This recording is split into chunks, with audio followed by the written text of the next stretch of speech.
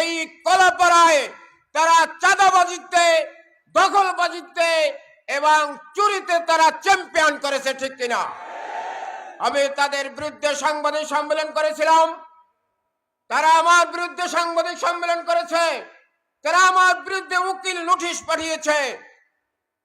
কিন্তু প্রকাশ্যে কিছুদিন আগে মামলা হয়েছে ওই তাপবিদ্যুৎ কেন্দ্র থেকে তামা চুরির কারণে, এখনো 5 জন রিমান্ডে রয়েছে। সুতরাং আপনি উকিল নোটিশের মাধ্যমে আমাদেরকে কেন অপমান করলেন? আমরা এই অপমানের আইনের আওতায় আনবো ইনশাআল্লাহ, যদি প্রকাশ্যে ক্ষমা না চায়। আলহামদুলিল্লাহ, আলহামদুলিল্লাহ ওয়া কাফা ওয়া সালামুন আলা ইবাদিহিল্লাযিনা ইসতাফা, আম্মা বা'দ। ফাউযু বিল্লাহি মিনাশ শাইতানির রাজীম। বিসমিল্লাহির রহমানির রহিম। কুনতুম খায়রা উম্মাতিন উখরিজাত লিন-নাস তা'মুরুনা বিল মা'রুফ ওয়া তানহাউনা আনিল মুনকার। সাদাকাল্লাহুল আযীম। আজকের এই কলাপাড়া ইসলামী আন্দোলন কর্তৃক আয়োজিত এই বিশাল সমাবেশের সম্মানিত প্রধান অতিথি, কোটি কোটি তৌহিদি জনতার হৃদয়ের স্পন্দন, রাজনৈতিক রাহবার, আধ্যাত্মিক রাহবার হযরত পীর সাহেব হুজুর চরমনাই, উপস্থিত আছেন কেন্দ্রীয় নেতৃবৃন্দ, জেলা নেতৃবৃন্দ, উপজেলা নেতৃবৃন্দ, অত্র এলাকার দেশ ও ইসলাম প্রিয় তৌহিদি জনতা, সকলকে জানাচ্ছি ইসলামী আন্দোলন কলাপাড়া উপজেলার পক্ষ থেকে অভিনন্দন। আসসালামু আলাইকুম। আমাদের আমির মোহতারাম আমির বক্তব্য দিবেন, আমি বক্তব্য দেব না। আমি শুধু বলতে চাই যে আজকের এই 53 বছর পরে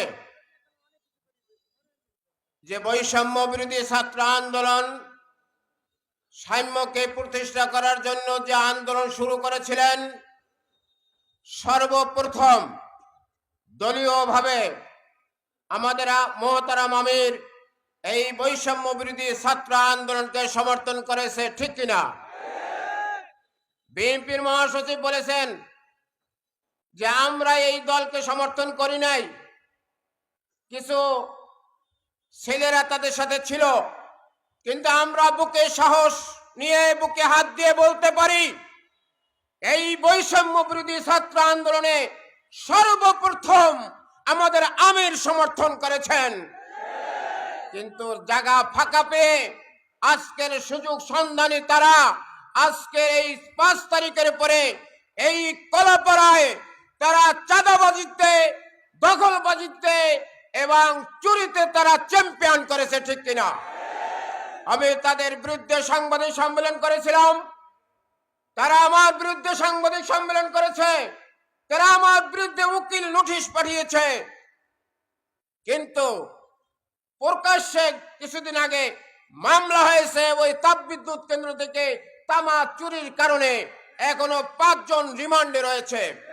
সুতরাং আপনি উকিল নোটিশের মাধ্যমে আমাদেরকে কেন অপমান করলেন?